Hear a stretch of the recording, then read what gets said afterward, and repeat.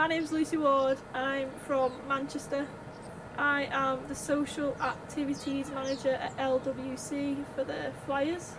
I am a PE teacher in secondary schools, just finished my PGCE with QTS as a teacher.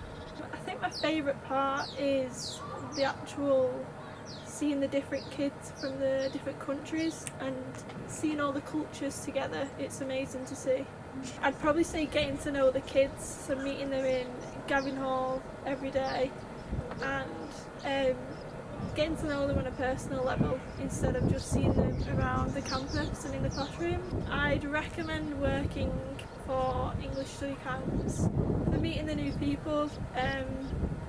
You meet a lot of new people through the staff, through the group leaders, and you get to know people from all over the country and the world.